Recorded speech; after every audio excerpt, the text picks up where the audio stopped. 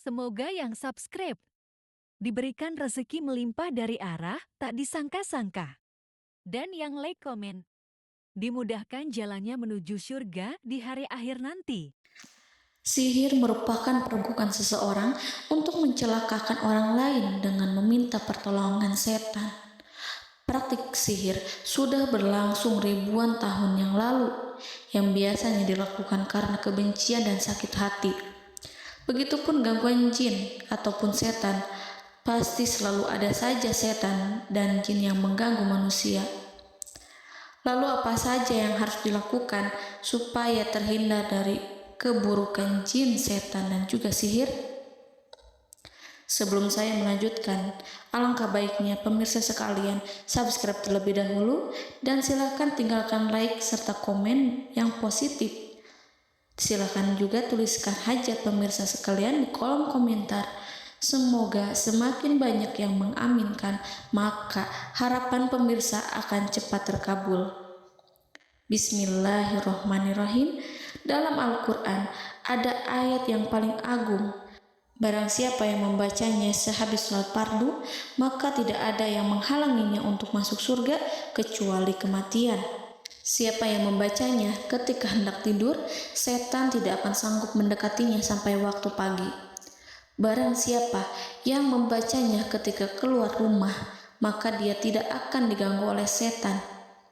Dan barang siapa yang membacanya 12 kali setiap hari, maka Allah akan memberikan kepadanya rezeki dengan cara yang tidak dia duga, dan menghilangkan rasa iri dari dirinya, serta menghilangkan sihir dari dirinya. Pesan saya, mau tidur, keluar rumah, ketika hendak bepergian, setelah sholat fardu, jangan sekali-kali meninggalkan amalan ini. Jika ada gangguan di dalam rumah, misal ada setan yang menghuni rumah tersebut, maka amalkan ini sambil menghadap kiblat dan sambil baca. Pemirsa sekalian berputar mulai dari kiblat dan berakhir ke kiblat lagi. Maka Allah akan melindungi rumahmu dari segala bahaya dan kejahatan.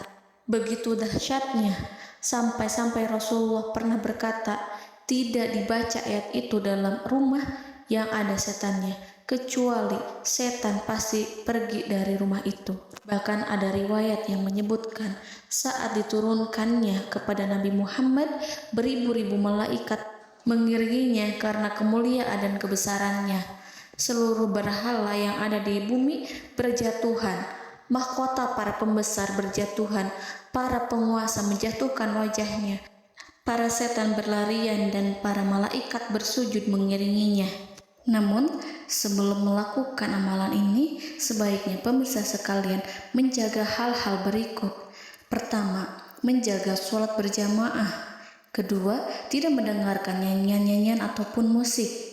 Ketiga, berwudu ketika hendak tidur dan membaca basmalah di setiap aktivitas. Kelima, membaca zikir la ilaha illallah wahdahu la syarikalah lahul mulku wa lahul hamdu wa huwa ala kulli syai'in qadir.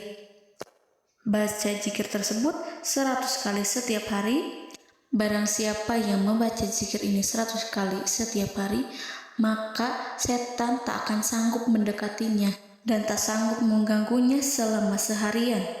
Yang keenam, membaca Al-Quran setiap hari tanpa bolong. Ketujuh, bergaullah dengan orang-orang yang soleh.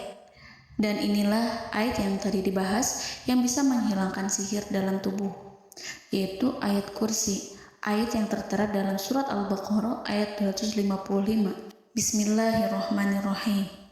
Allahu la ilaha illa huwal hayyul qayyum la ta'khuduhu sinatun wa la naum lahu ma fis samawati wa ma fil ard man zallazi yashfa'u indahu illa biiznih ya'lamu ma baina aydihim wa ma khalfahum wa la yuhituna bi syai'in min 'ilmihi illa bima syaa' wasi'a kursiyyuhu as-samawati wal ard wa ولا يؤوده حفظهما وهو العلي العظيم. Amalkan ayat tersebut sekurang-kurangnya 12 kali setiap hari, dan kalau bisa diamalkan juga ketika hendak tidur, keluar rumah, ataupun setelah sholat fardu.